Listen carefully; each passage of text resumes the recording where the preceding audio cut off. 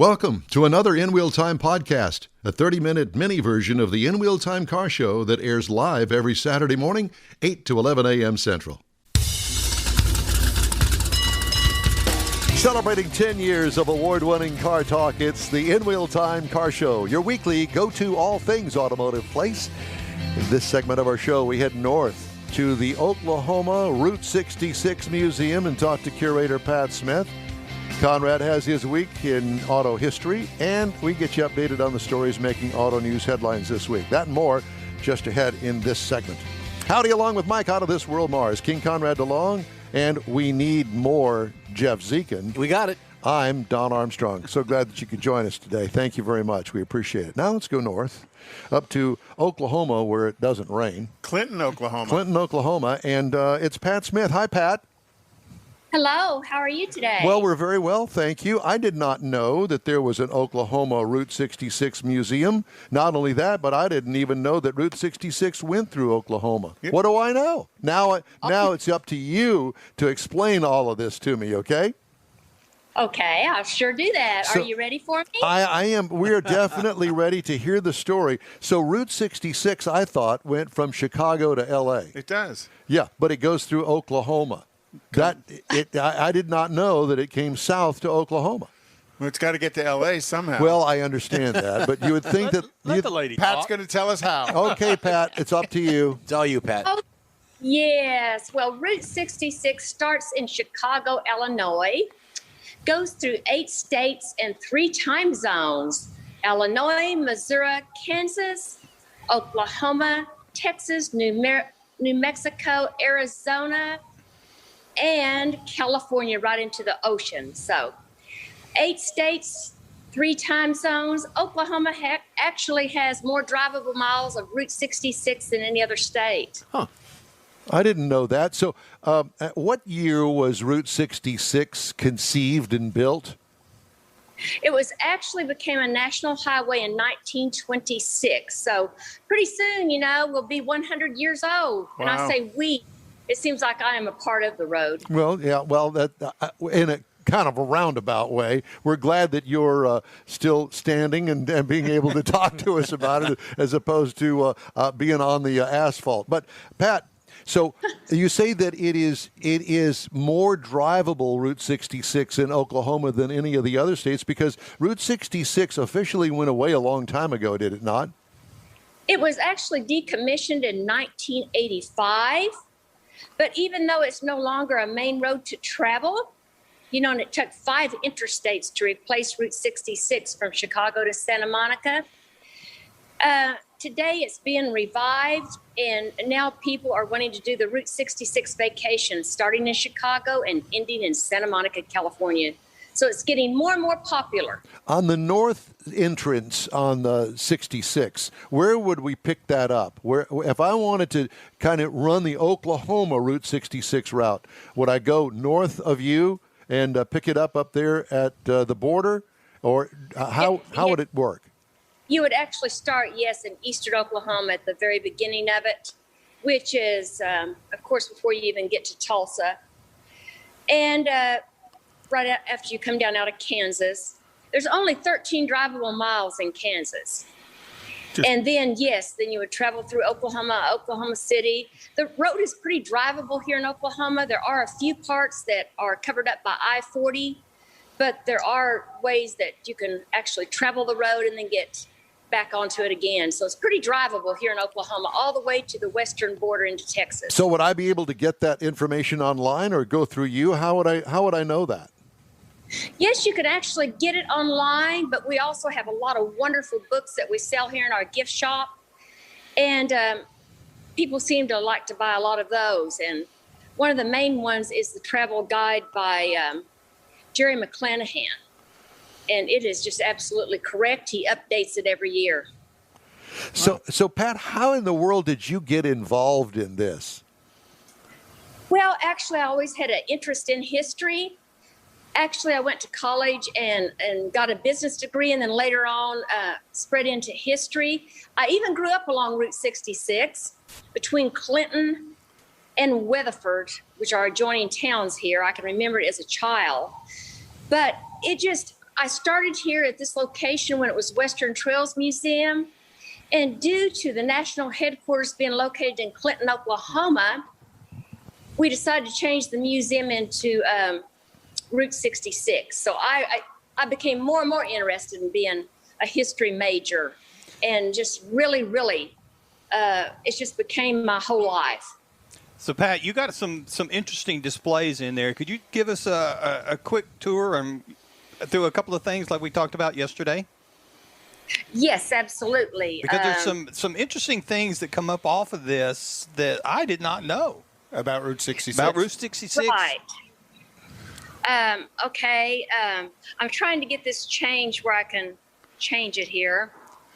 Well, she's getting her camera switched around. You know, for people who are traveling through Oklahoma, it's exit 65 off of old Route 66, which is now I-40. And you just turn north, and the Oklahoma Route 66 Museum is about a half a mile off the highway on the left. I was actually up there. I was the one who sent the picture to Mars because I was up there doing some business with the city of Clinton and saw the building and sent Mars the picture and said, hey, get a hold of him. Let's get him on the radio. You sure didn't have any warrants on out? The show. Taking care and of warrants? They've got a really cool Mustang fastback sitting out there as well. So they've got not just the collection of Route 66 memorabilia. I have it ready to go, but not sure. Can you see? No, we lost your picture. Oh, dear. Well, you can go back to the other camera and just turn the phone around. Might make it easier. Leave it to Mars to mess this all up, man. Ask her to do something that we really, something in the air. Is that what it is? It's probably all of the rain that we've been getting. But actually, Route 66 even passed directly through Oklahoma City. So it starts way up in the northeast, up around. Yeah, she said before Tulsa. Up around. It's up around Miami. Yeah. Miami is how they pronounce it up there. So way up in the Missouri-Oklahoma border area.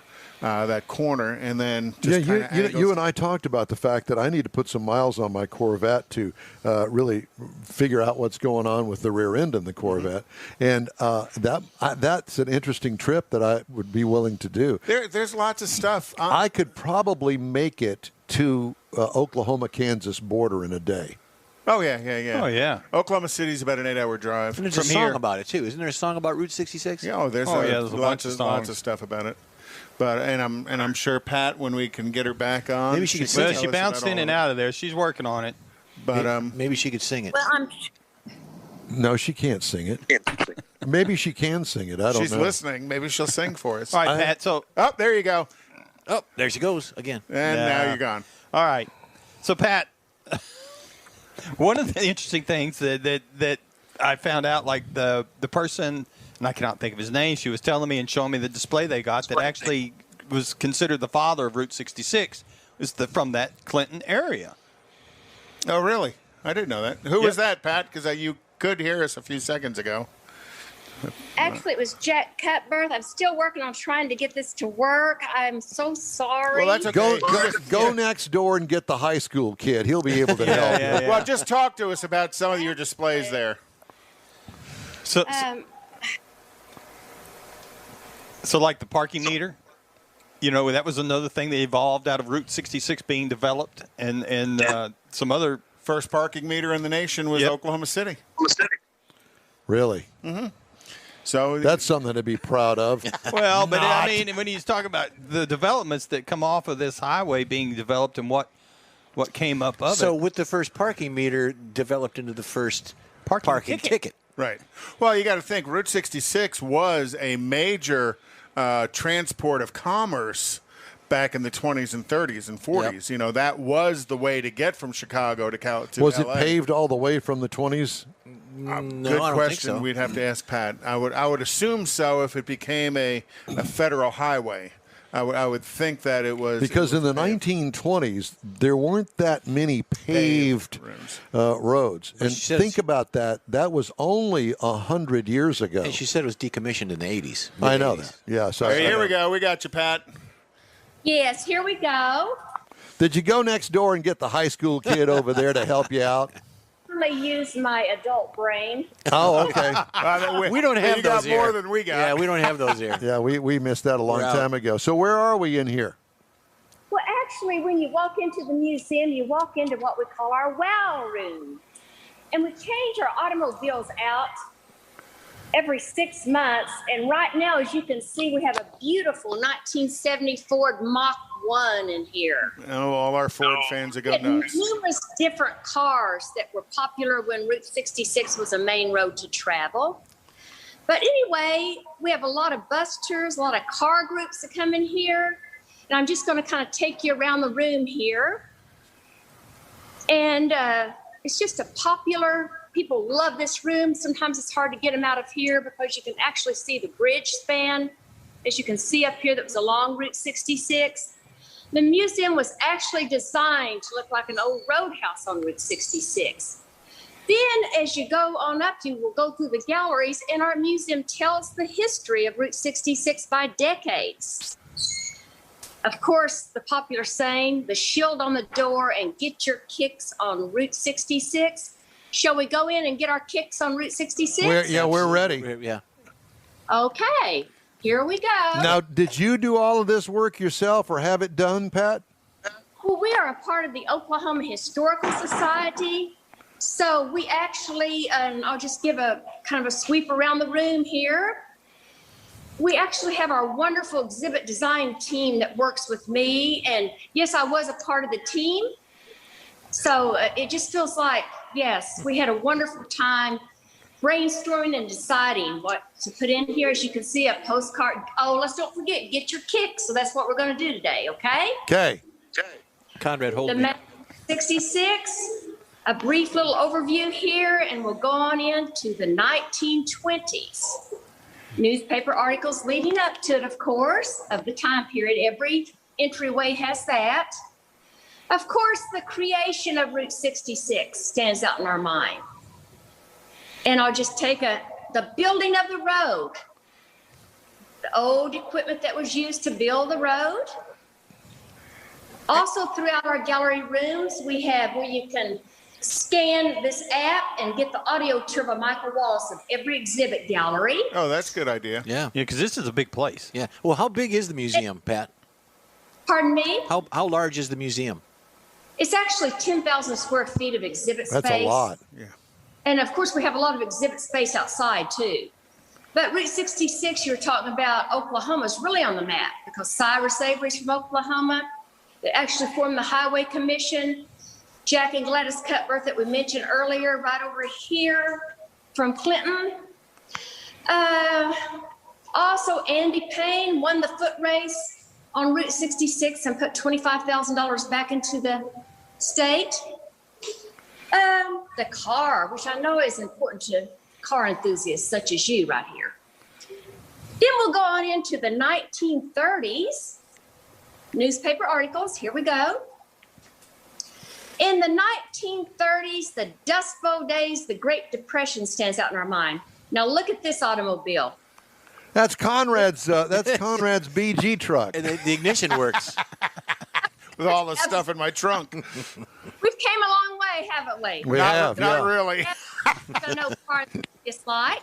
Oh yes, have to have the garage for the automobile, Oh, right? yeah. And all of the gas pumps of the era. But that was one of the things that developed because of Route 66. You know, the automobile was now going out, so you had to have a place to fix it in along the way. So you mentioned that you were on a committee with all the memorabilia. Is that things that were purchased, donated, consignment?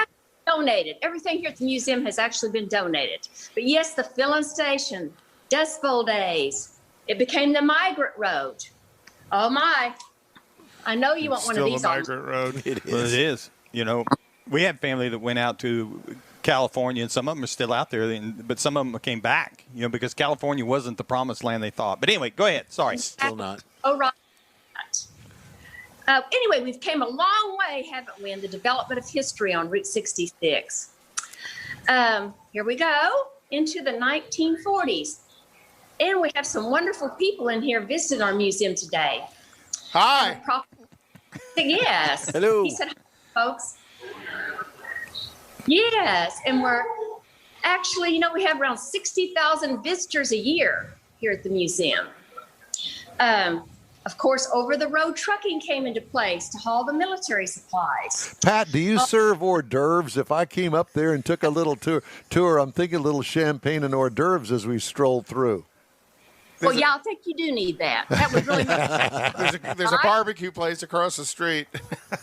We need you all would know that. things what you're wanting to do if you come visit our museum. Absolutely. All right. The park, oh my. You know, the traffic lights have certainly changed. The bus stations, of course. This is the destination for me. Oh yeah. No, it's a very, very cool museum and a great history. I remember. Pat, do you also own and operate a bed and breakfast at your house? I'm afraid not, but I certainly need that. Yeah, that's right. Well, I'll be your first customer. I'll come stay with you, and then you could take me on a personal tour of the museum. There you go. I remember when they decommissioned it, because I was still living in Oklahoma at the time. When they decommissioned Route 66, all these people went out and started stealing the signs on the highway. Sure. Because there wasn't a reason for it, and that became quite collectible. I would assume you sell that kind of memorabilia there, Pat? Yes, we do. We sell memorabilia to fit the actual time period of Route 66. Pretty much every decade that Route 66 was a popular road to travel. Right here, we're in the 1960s. And look at this fine automobile. Looks like Broderick Crawford's. Lux. Mm-hmm. The diner was popular. The phone booth. Oh, my goodness. The jukebox. All right. Rock and roll. Well, that'd be some early Elvis there. Oh, more people. And here we go into the 60s. And check this out. We have a lady that's fixing to come into the 1960s. You want to tell them hello? Hello. Wave. Hi. He waved. Oh, there you go. Okay. Oh, goodness, the 1960s, the hippie culture in America. Look at the vehicle. Pat, you and I were there together, remember? or not. Yeah. She wasn't sure she wanted to admit that. Well, there's now a dispensary on every corner in the state of Oklahoma. Is there really? Oh, yeah. They passed medical marijuana. And it's real easy to get your card. Well, Road trip. You're just assuming that the hippies all smoked pot. That's not the case. No, there's peace and But love. some of them did No. acid. Really always the case. Right. Oh, my goodness. Do you guys remember the family vacations were popular? The movie camera came into place. Look at the wonderful car. It's a Rambler. It's cool. It's a Rambler station wagon. Doesn't matter. It's still a wagon. Yeah. Oh, my. The cameras have came a long way. See, this is probably why I can remember some of this. A brownie and a Polaroid. That's right. Now look at the cameras, Dispensary. right? Oh, yeah. Dispensary brownie. Are you there yet? No, we're not here yet. But we're That's what the moving that kids direction. always had to say. Oh, the car goes into the wall. How fun. Yes, yes. It looks like it's parked at a road park along Route 66. Oh, yeah. Oh, yeah, and the parking, Cool. yeah, the picnic table. Yeah. Stopping for lunch. We did that. So as you can tell, the history of the road, oh my goodness, the 1970s, Route 66 was no longer a main road to travel. What? Because interstates came into place. Yeah. Right. That started the demise. Oh, hell, the road closed. Many of the photos of the road closing. Wow. Well, and it looks like you got a movie going there too, Pat. Yes. And here's the drive-in theater, and the movie actually sums up the history of Route 66 in here, and from the beginning to the end. Wow. Pat, where exactly is the museum located? It's located at 2229 Gary Boulevard, which is actually one of the alignments of Route 66 that went through Clinton. So Before you're in Clinton, Oklahoma. Clinton, Oklahoma. And the road lives on here at the museum here in Clinton, Oklahoma. Well, how fun has this been? It makes me want to go. I'm thinking maybe a road trip later in the summer. Pat, my wife is from Hobart, Oklahoma. Oh, my goodness. That's just south of here. Absolutely. Just a hop, skip, and a jump There you down go. 66. No, it's down 81. Okay, 81, Yeah. whatever. Well, there's a lot of stuff. I got people in Oklahoma City and Okmulgee and Tulsa and all over the place. Well, we really appreciate you giving us a tour of the place. And I'm assuming you have a website, and it is okhistory.org is what I show. Is that correct? That's absolutely correct. So I will post that on our social media and let everybody know to That's get the a hold of it. museum shop. You know, the T-shirts and the signs, everything. Yeah, all the That's where you merch. get the merch. That's where you get the merch, the swag. Greta's my number one gift shop gal. All right. She is. Hi. Well, I'm coming up there to see her. All right. Pat, again, thank you so much. We really appreciate the time you take today, and we're going to send all our folks up that way, including me. Okay, well, thank you. And remember, get your kicks On on Route 66. Pat Smith Thank with you the very much. Oklahoma Route 66 Museum. How much fun is that, ladies and gentlemen? That could be a lot of fun. Time now for This Week in Auto History, which kind of rolls right into the Route 66 Museum, and Mr. DeLong has that. Jeffrey will boot up the video. Got it booted. And in 1911, Ray Haroon won the inaugural Indianapolis 500, driving the yellow Marmon Wasp. And I think, doesn't Stan Holt have a replica of the yellow Marmon Wasp? I do not know that. I believe so, because I think I remember it coming out to the Tailpipes and Tacos early on. So, and then in 1921 is when Mack adopted the Bulldog as the symbol for their Mack trucks. You know, and again, that's actually stayed virtually the same over time, that Mack Bulldog. In 1927, the production of the Ford Model T officially ended after 15,007,000 Model Ts were built. Basically the same car from the beginning to the end, and they were all black. In 1930, the Chrysler Building in New York City opened up as the well, you got ahead of me by one. No, Oh. it's filled in. The Chrysler Building opened up as the world's tallest building in Oklahoma, in New York City. In Oklahoma City. You know, and then in 1933, eager motorists parked their automobiles on the grounds of the Park-In drive-in theaters, the first ever drive-in movie theater located in Camden, New Jersey. In 1937, the Golden Gate Bridge opened to vehicular traffic for the first time, the largest single-span suspension bridge in the world. In 1950, Preston Tucker, his lawsuit against the former prosecutors was thrown out of court because they were, he felt that the Big Three were attacking him and, very much led to the collapse of Tucker automobiles. They only built 53 of them, but quite an interesting car. In 1959, I'm going to butcher this name, Koichiro Kawashima, I think that might be good, was elected vice president, general manager of American Honda Motor Company, and they were out of a small little building in L.A., and that was the start of American Honda Motors right there. In 1988, Consumer Reports called for a ban on the Suzuki Samurai, and because it had a propensity to tip over. No. And then in 2004,